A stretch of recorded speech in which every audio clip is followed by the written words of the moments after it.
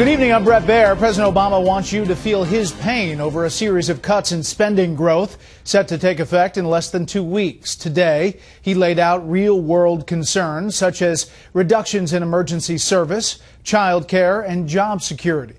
Chief White House correspondent Ed Henry on whether any deal over the sequester is still possible. People will lose their jobs. The unemployment rate might tick up again. A senior administration official admitted today both parties are so dug in, the massive spending cuts are all but certain to kick in, leading to layoffs, the president said, for first responders and hundreds of thousands of others, though he insists he has an open door to work out a deal. They don't have to happen. There is a smarter way to do this, to reduce our deficits without harming our economy, but Congress has to act. Yet Republican leaders say they have not even been contacted by the president since the inaugural. I don't have any calls or communications to read out to you. But this is not a complicated piece of business. Complicated enough, it's lingered since late 2011, when the supercommittee failed to get a deal. Republicans then proposed plans to avoid the sequester, and at the time, the president responded by threatening a veto. Already, some in Congress are trying to undo these automatic spending cuts. My message to them is simple. No. I will veto any effort to get rid of those automatic spending cuts to domestic and defense spending.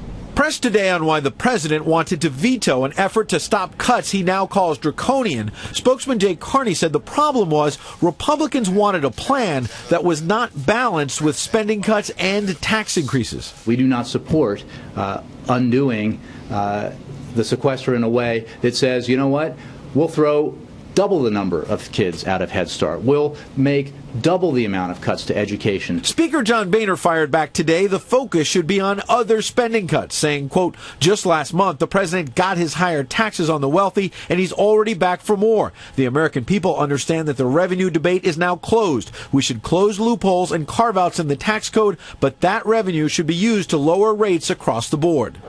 Enter Alan Simpson and Erskine Bowles, former co-chairs of the president's own debt commission, who unveiled a new version of their plan today that would save $2.4 trillion, double the sequester. They want far more spending cuts than the president wants, and they warned Mr. Obama's legacy will be tarnished if he does not act on Social Security and Medicare. If he wants to leave it alone and not deal with those two biggies, forget the rest of the stuff, he'll have a failed presidency. But Simpson and Bowles also call for $600 billion in more tax revenue that Republicans do not want. And Carney said that combo of spending cuts and tax increases obliterates the GOP claim that you can balance the budget without doing both. Brett? Ed, there's been criticism coming from Capitol Hill of this White House, of this president for not reaching out. Today, late today, some outreach on immigration.